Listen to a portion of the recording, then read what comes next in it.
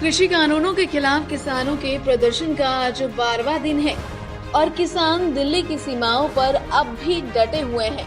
किसान अपनी मांगों पर समझौता करने के लिए राजी नहीं है और उनकी सरकार से 5 दौर की बातचीत भी हो चुकी है, लेकिन समाधान कहीं भी निकलता नहीं दिख रहा। तो वहीं आंदोलन कर रहे किसानों के 8 दिसंबर को होने वाले भारत बंद को कांग्रेस, डीएमके, आप और बसपा के साथ ही टीआरएस का भी समर्थन मिल गया है। मटोल का रवैया है, उसके खिलाफ 8 दिसंबर को किसानों ने भारत बंद का आह्वान किया है।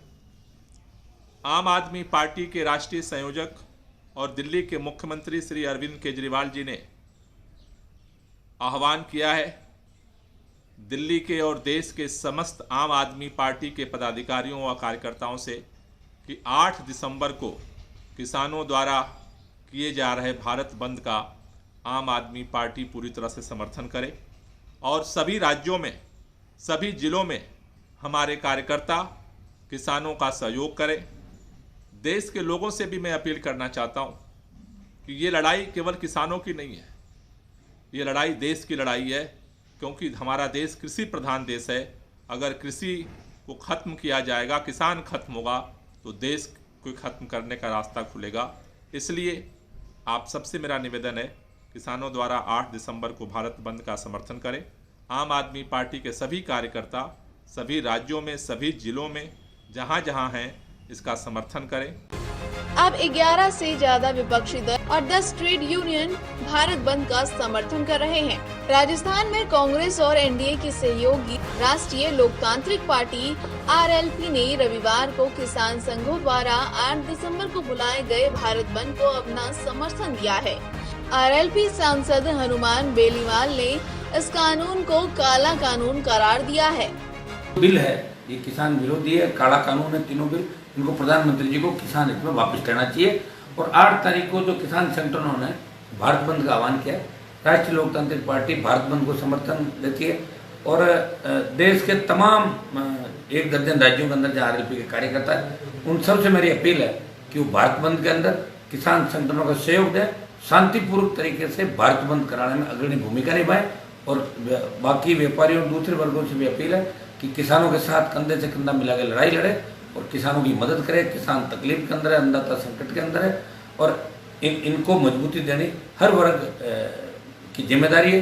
और मैं अपील करता हूं कि भारत बंद 8 तारीख को जो उसमें राष्ट्रीय लोकतांत्रिक पार्टी पूरी तरीके से इसके साथ रहे। और मैं आरएलपी पार्टी की तरफ से भारत बंद का जो आह्वान किसान संगठन किया, इसको पूरा समर्थन देता हूँ और तमाम आरएलपी के कार्यकर्ता भारत बंद में सहयोग करेंगे किसान संगठनों। अगर केंद्र सरकार किसानों की मांगे मानने में विफल रहता है तो वह 8 दिसंबर को भाजपा के साथ अपनी पार्टी के गठबंधन पर अंतिम फैसला ले सकते हैं।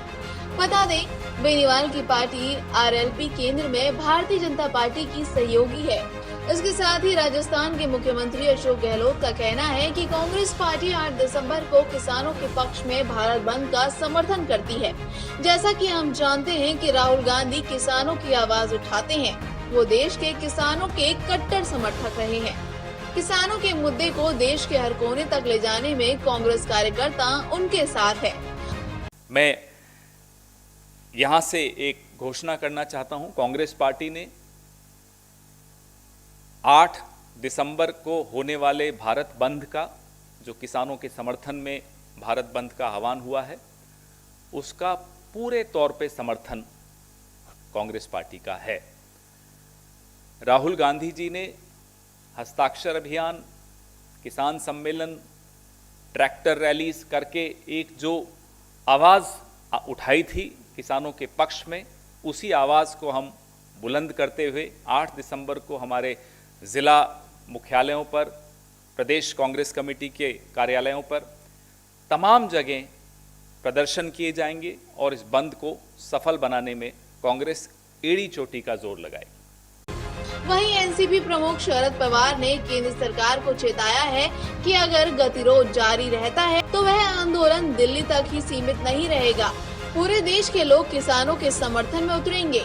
इसी के साथ ही बहुजन समाजवादी पार्टी यानी बीएसपी प्रमुख मायावती ने किसान यूनियनों द्वारा 8 दिसंबर को बुलाए गए भारत बंद का समर्थन किया है। उन्होंने ट्वीट कर लिखा, कृषि से जुड़े 3 नए कानूनों की वापसी को लेकर पूरे देश भर में किसान आंदोलित है और उनके संगठनों ने दैनिक 8 दिसंबर को भारत बंद का जो ऐलान किया है, बीएसपी उसका समर्थन करती है। साथ ही केंद्र सरकार से किसानों की मांगों को मानने की भी पुनर्अपील करती है। वहीं दूसरी ओर धरना में बैठे किसानों का कहना है कि केंद्र सरकार उन मांगों की लगातार अनदेखी कर रही है, इसलिए अब उनके पास एकमात्र यही रास्ता बचा है कि वह दिल्ली नोएडा के प्रमुख बॉर्डर से होने वाली आवश्यक सेवा यानी दूध, फल और सब्जियों की आपूर्ति को बाधित करके सरकार का ध्यान अपनी ओर आकर्षित करे।